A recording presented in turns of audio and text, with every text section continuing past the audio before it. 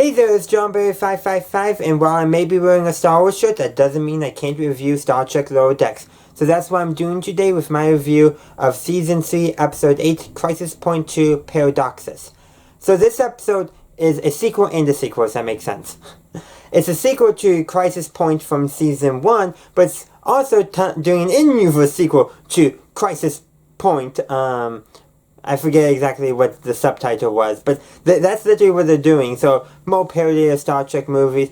This one seems to be much more a parody of the TNG Star Trek films rather than the TOS Star Trek films that the first one did more parodying of within.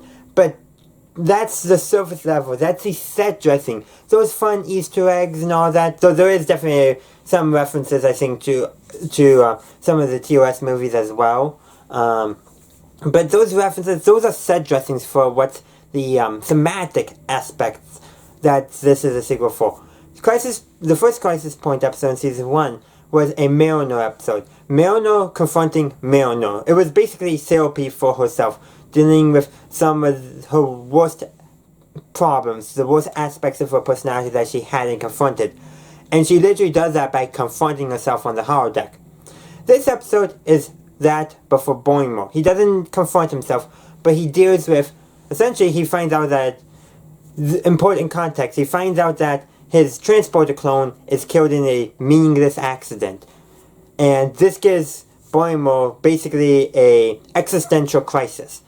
And so the story that he created, he's walking away from and doing a random side quest that was never programmed into the holodeck.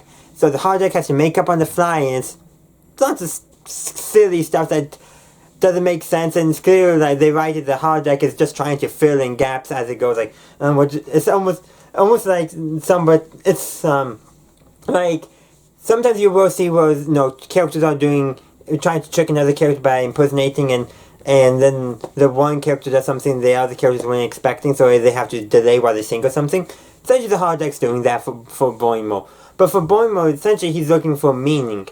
And eventually, he does find some meaning after he gets into a dehydration coma and speaks with Sulu. So that's definitely a call out to the TOS, but it's in a setting from the Nexus, which was a TNG movie.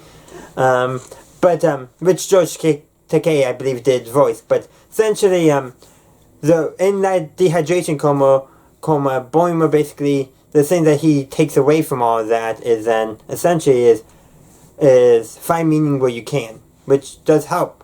Granted, there is that little end credit stinger, which essentially is a cliffhanger, and literally Boimler says he doesn't like cliffhangers, and like, we're gonna get a cliffhanger on the way. And we did. Apparently, his clone's not dead. Been said joining Section 31. Oh man. But also still being Boimler, even though probably a darker version, a one who's more willing to take risks and do what needs to be done. Still, it's like, so, they asked him, so we're supposed to be secret, why would we have to sing com badges? Which is just such a Boimler thing, even though it's the transporter clone who's not Boimler. We are following the main Boimler on Cerritos, and I think this episode really does prove who's the original one.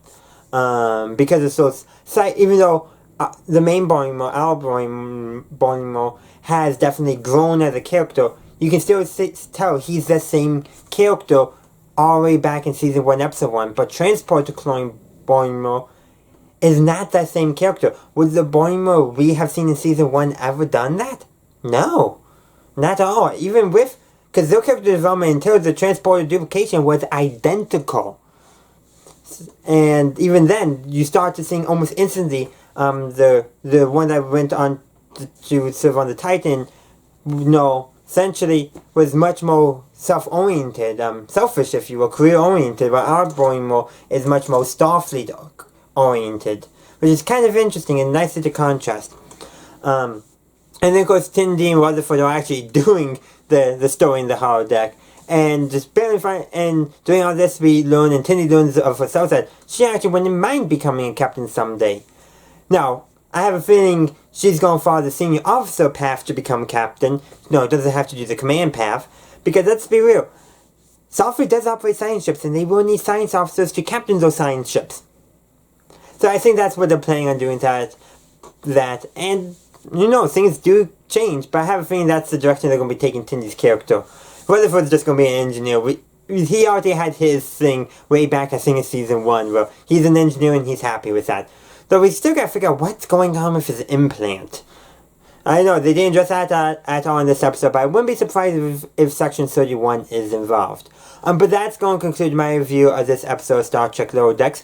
Let me know in the comment section down below, what did you think of the episode? I would love to hear from you. Also, be sure to like, share, comment, upvote, subscribe, all that stuff. Check out the links down below. And as always, have a good day, ignite, wherever you are. May the force be with you, always.